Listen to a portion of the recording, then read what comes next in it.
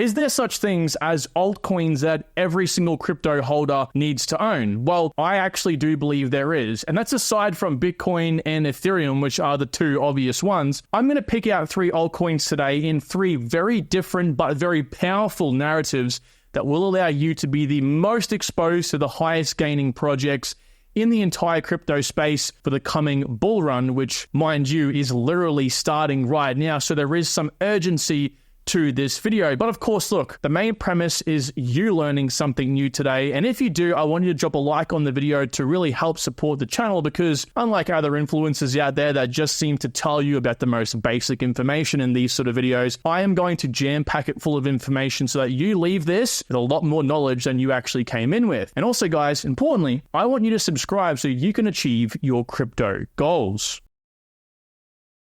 So when I say the bull run's starting right now, I'm not kidding. I made a video a few days ago now that actually spoke about why I believe that the recent data indicates that the bull run actually has already started, at least right now. And this chart came in today from Plan B, which indicates a little red dot on the end, which is the bull market starting. You can see once we have the red dot every single cycle, that does begin that massive first leg up, and this has just officially, as of today, sparked. So to me, again, that does put some urgency on the matter. That's not to say, though, that you should go and ape into these projects either. I will tell you about my personal situation, which is with each of these coins, because yes, I am looking to get into them or already are into them as well. And the purpose, of course, behind today's video, as you all know right now, is to, of course, teach you something new. But in saying that, it needs to be able to be applicable to your current situation. So let me briefly explain how this can apply to your current portfolio. There's no use in you guys aping in when these coins might not be suitable for you. Now, they're going to apply, at least the way I've picked these 3 coins in these narratives, for anyone in any sort of area of the market. Whether you are someone like that is a full degen, right, that looks for more than a 30x, I'm going to pick these coins to allow you to minimize your risk, so to have that sort of exposure to the higher market cap projects. But also these ones, I do believe, are still going to allow you to, reach the high multiples that you want. They won't drag your portfolio down.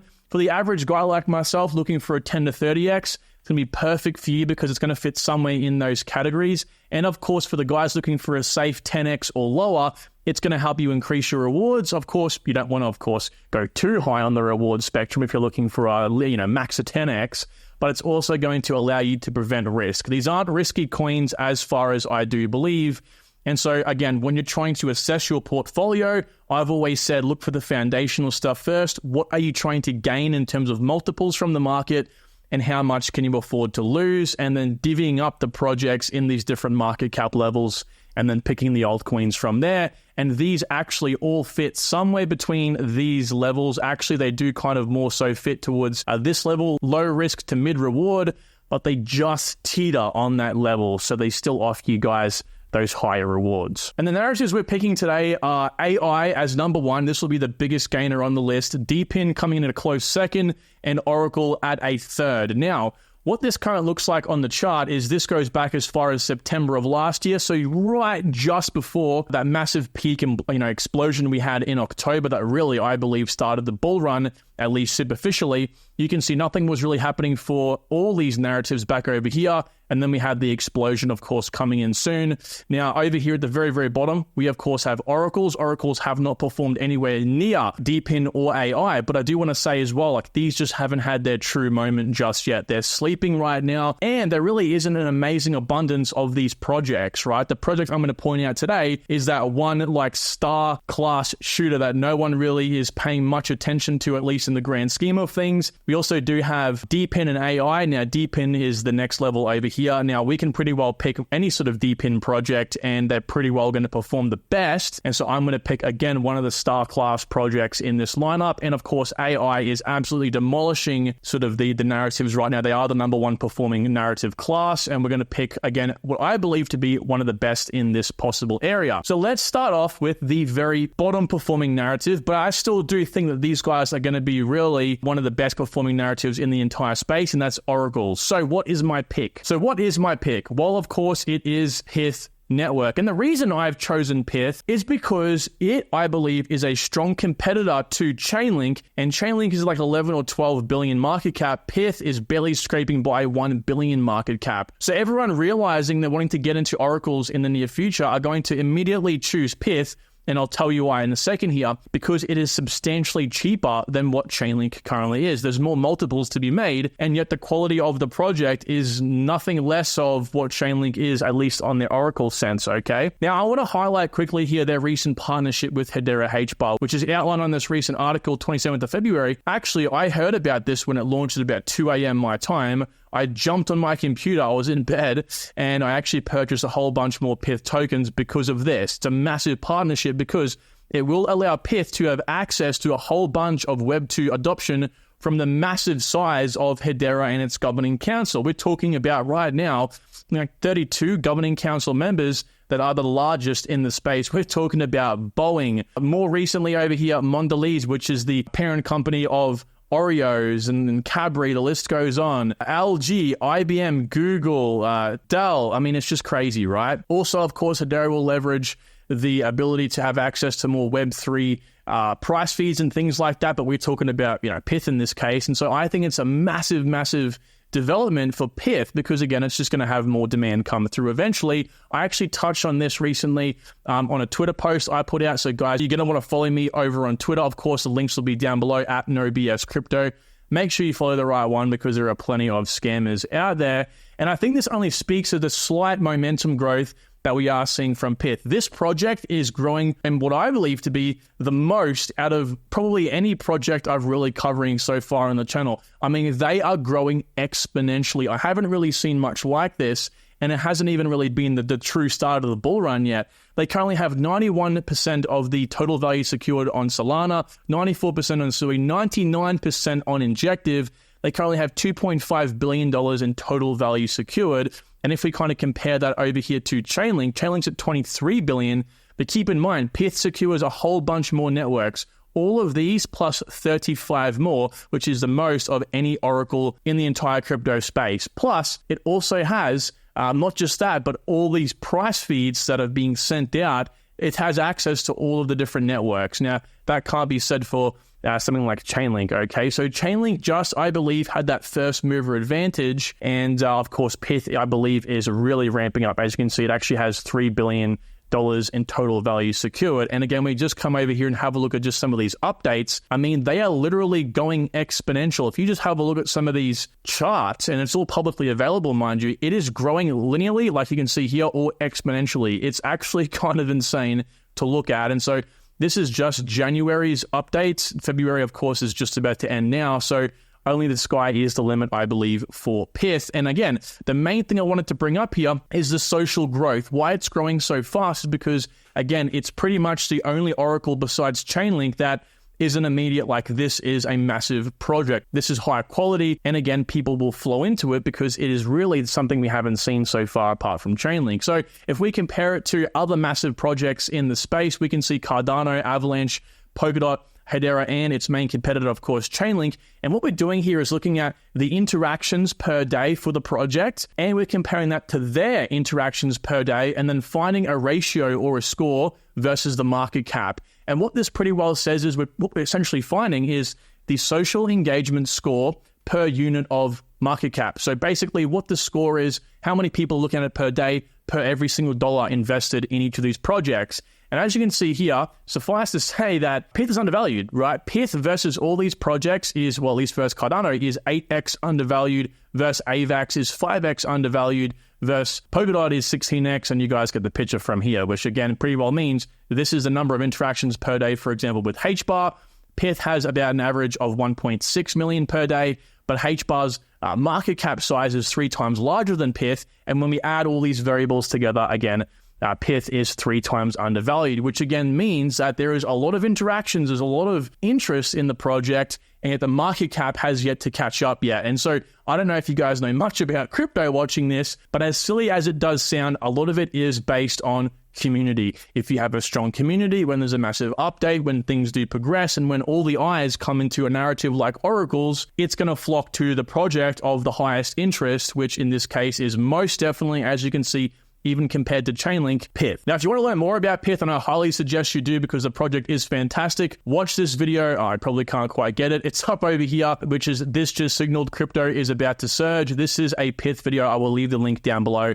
If you are interested in buying it, do more research by watching some more content like that. Do you have some extra cash lying around that you're looking to bet on a risky coin to go all in on? Well, besides needing a trip to the psychologist, I've got a possible altcoin for you. Meme Combat is a coin that's so degen, it's basically the king of all meme coins, and I actually mean that in a literal way. Meme Combat takes the best memes in and out of the crypto market and sends them to the gulag by pitting them against each other in a fight to the death. This will all take place in a battle arena where you're able to earn passive MK tokens by putting your memes into a battle with other players and then just simply watching as some of the most iconic PNGs knock each other around. Now, the battle arena is yet to go live. However, their ICO is still currently running with an expected end date in the next few days. So, of course, if you're interested, time is of the essence. From now until they go live, you can purchase and instantly stake your MK tokens for 92% APY alongside 13,000 other current stakers, earning some extra rewards as you wait. Just ensure you are aware of the lockup period. Overall, though, Meme Combat is a meme coin designed specifically for pumps and dumps, only making those wealthy who are wise enough to know when to hold and, of course, when to fold. So only invest what you can afford to lose and do your own research. So thank you to Meme Combat for supporting all my work. And with that being said, let's get back into the video. Now, let's touch on DePIN. Who is next on the chopping block? What do I think is going to be an outstanding DePIN project? Again, for everyone, right? Allow the high multiples and yet be the safest possible project. Well, a lot of you guys might think it's going to be something like Flux, for example, and while it's a great contender, the market cap's probably too low for some of you guys looking for more safer plays, so I'm going to pick Render. Yes, I know, it's low-hanging fruit, but let me explain to you more about Render because you might not understand the true growth potential this project might have. We have to follow the smart money. Now, the smart money is buying DePIN. That's why it's one of the best performing narratives. No shit, right? So that's an obvious thing. So the smart money is, of course, taking their bets on this and they're buying projects, again, like Render, Helium, Filecoin, so on. You will find Render is in a lot of these large VCs' eyes. It just simply is because it's not just the project, as we'll see in a second, it's who runs the project is the real big icing on the cake. There's also going to be perpetual growth. Now, this is a big one. What I've discovered, again, based on that chart I showed you moments ago, is that a lot of people might get caught off guard by the bull run ending sooner than what we might expect. So buying a project that is, going to be successful in perpetuity, like forever, is a big part of my investment thesis and why I think Render is a good choice. Because if you miss, selling your tokens, I think Render is going to be a great project moving into the 2030 bull run. So you won't really be missing out on all that too much, ultimately speaking, okay? A lot of demand will flow in, $10 trillion global GDP over the next decade and, an astounding amount over the decade after that. So this is going to be a big part of not just crypto, but also the real world, which is why I've also touched on Render for a while. It's about 10 months ago, April last year, I was making videos on Render, and a big part of it is, of course, legacy shortage of GPUs. There's been a shortage of GPUs for many, many years now. And with the shortage of the specific chips required to run large language models for AI, it makes a project like Render and DePIN AI projects even more appealing. And yes, Render actually is heavily involved in AI. So you're hitting two narratives in one really here. As I mentioned, of course, not just the physical infrastructure itself, but also other clouds are very centralized. Amazon Web Service, Microsoft Azure, Google Cloud, the whole lot.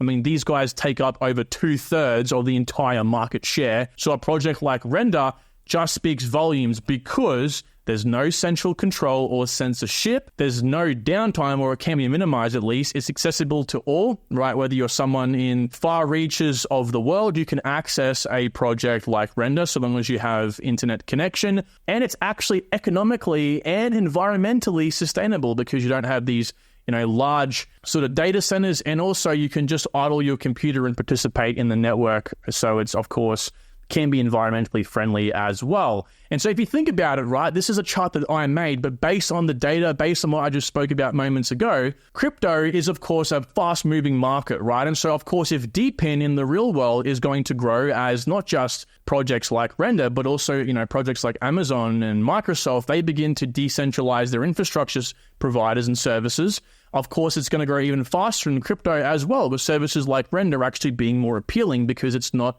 censorship resistant. Well, it is censorship resistant rather. Okay, so big aspect there. Now, what many of you maybe know about Render is that it is a deflationary token just by purely being used, right? So it has recently incorporated something called the burn and mint equilibrium, which was recommended and passed in governance by the community, which means fees can be paid in USD, right, the stable coin, which means fees can be paid in US dollars, but Render is actually burnt, right? This is the process behind how Render works, at least in a basic sort of way. And some of you guys might not even know how Render actually operates. And I kind of created this to give you guys a very visual example. Now, this is going to play in part with what I'll talk about in a second, because so long as what I'll just explain to you is being leveraged in the real world, you're going to have an insane amount of demand for the Render token, which is, of course, being burnt, which is just huge. So if someone wants to use the Render network, they might, of course, use their US dollars. They can use via Stripe or PayPal, whatever they might want. The job is processed and passed through the Render network, in which that USD is converted into RNDR via liquidity pools, right? So even decentralized in that respects as well. 95% of those Render tokens are burnt forever, and 5% goes towards the Render Foundation for fees to improve the growth of the network. Of course, you have to pay the guys who are looking to establish a network in the market. So effectively, we've burnt RNDR, which is the crypto token itself, and we're going to mint Render, RENDER. Now, this is just a token that you can use within the network itself as an internal currency. You can't trade it, none of that sort of stuff. It's just used to track the jobs. That then gets sent over to the people who are putting their GPUs up for the network itself to create the job, right? Once the job is complete, it's sent back into Render. It's, of course, processed, confirmed, so on. Then it's sent back to the person itself. Now, the person actually does, obviously gets their job back and gets, that rendering, whatever it might have been that they wanted to do done, but they are randomly airdropped a specific amount of Render tokens, right? So those tokens that can only be used in the network. And what this does, it actually incentivizes these people to want to go back and use the Render network more because they've effectively just saved money on their next job. Interestingly enough, though, they don't have to just pay in US dollars. They can just directly buy Render token itself, so it doesn't go through this process. And also, with that, of course, leftover Render tokens, they can use again for that process to save money for the next time. Now, they can also go ahead, I believe, and buy the Render RENDER token itself on the open market to save themselves US dollars. But this, in the words of Render, just enables them to get their foot in the door of using a cryptocurrency token, which will enable them over time to just simply buy the Render token itself because it's just likely easier. Now, the reason why I say this is a very, very awesome flywheel is because ultimately speaking, this can be implemented into the real world ASAP. The parent company of Render is a company called Atoy, which also made their flagship product, which is Octane Render, which was like one of the industry's first. And their advisors are huge, right? We have Brendan over here, the co-founder of Mozilla. We have Eric, the ex-CEO of Google, Sam, the ex-CEO of IBM, and Ariel, the current CEO of Endeavor. Now, again, this is awesome because a big part of a flywheel like this and Render's going to be burnt, right? A lot of these cryptocurrencies don't really have a token that is really used in the real world. So when they say, we're burning transactions, it doesn't really mean that much, right? Because there's no actual big demand. But in this case, there is a lot of instant demand for this process because of Atoy, because of the fact that this is already a very established company, the fact that people can use the Render network itself and we can actually really start burning a lot of these transactions is awesome. Now, Render is one of the projects that I'm not going to break down like I did Pyth. We'll break down the next project in the same way, but they are averaging a lot of daily interactions over the last 3 months. It's been about just under 2 million daily active interactions, which is why you will notice I talk about it quite a lot. So again, please go ahead and follow me on Twitter. I'm not kidding. Your second prompt today to do that, you're going to learn a lot and it's faster information. I speak about Render a fair bit because people need to understand it's a mix of the metaverse, cloud services, distributed computing, gaming, AI, everything. It's all in one. So the fact that Render currently is a 3 billion market cap might scare some of you guys, but I think the upside here is insane still. Like, again, we're not buying at $1.70 like I had in this video. I think I pointed it out somewhere down here. It was like $1.70, kind of crazy to go back and look at this. Just keep in mind, guys, a lot to still go. It's in a lot of big narratives. So the upside here is, nothing short of exponential. Now, the biggest narrative today, hands down, and I believe will be the biggest narrative of the bull run, is, of course, AI, and the project is Fetch. I've been talking about Fetch again for a while, and let me explain to you why I think the project is fantastic. Basically, the whole sort of USP of Fetch is they have these AI agents that can be leveraged out by different companies, collects all their information or what they want to be somewhat public, kind of uses that and then puts it all back into what's called the agent verse, all right? So as more companies go out there and begin using Fetch and Fetch's AI agents, of course, Apple, Google, Ubisoft, Riot Games, any small to medium enterprise, maybe even no BS crypto market amongst it, right? It all goes back into growing the agent verse, which gets bigger and bigger and bigger as time progresses, which just makes the project extremely strong, which ultimately ends up making it look like this, right? It's a network effect, which is a flywheel where, for example, I think Facebook took like a decade to get to that point, but where a certain amount of demand comes into the project where growth can only go up from there at an exponential rate. And that is what we're looking for Fetch, which is why I believe this whole agent verse and AI agent concept is extremely powerful for this particular product. And as we should all know, look, AI in of itself is a massive narrative, not just in crypto, but the real world. I'm kind of comparing it, if you will, to the .com boom, where pretty well any AI company that's half legitimate is just going to explode in the real world, let alone, of course, in crypto. So you can only imagine what is to come in the coming cycle. Hence why AI projects, as you can see here, are just absolutely ripping it. Fetch is up 60%, Theta up is 60%. Just look at them all. They're growing more than any other narrative right now. We are most definitely in the AI boom. And that might lead some of you to think about, okay, well, Kyron, you tell me about Fetch. Well, Fetch is pumping up quite a lot right now. If you click, all, it looks insane. Okay, just hang on 1 second. You don't want to buy on the top. That's a very, very silly move to make. But I think that if it drops a little bit from here, it's still going to be a good buy because the market cap's only $1.3 billion. The room to grow is still a lot, even from this point in time. So I'm going to kind of express that again by going back to the same sort of principles we use to assess Pyth, which is we compare it to these same three projects, and they are very similar multiples to that of Pyth. Actually, Pyth is a little bit more growthy, if that's even a word, right? I think it was an 8x here. It was maybe about a 7x here. It was about a 16x here. But of course, we compare the average daily interactions, which is actually the most out of any of these three projects at 2.1 million, with the slightly higher market cap of Pyth, you're still getting high, still highly undervalued versus these projects. And we even compare it to its actual competitors like Potenza and SingularityNet, and it's still a lot more undervalued even at these projects. And SingularityNet actually has substantially less market cap and also daily interactions, and yet it's still more valued than something like SingularityNet, which is quite impressive if you ask me. So again, I believe the project's undervalued, and when you kind of zoom out and have a look at who it's connected with, right, they have their Fetch Foundation that is in partnership with Bosch, right? We all know who Bosch is. They are in combination, and if you actually dive into Bosch and what they're looking to do, they are doing a lot for not just the AI space, but also for blockchain and DLTs in general. So Bosch at the forefront of this, I believe, in the Web 2 world.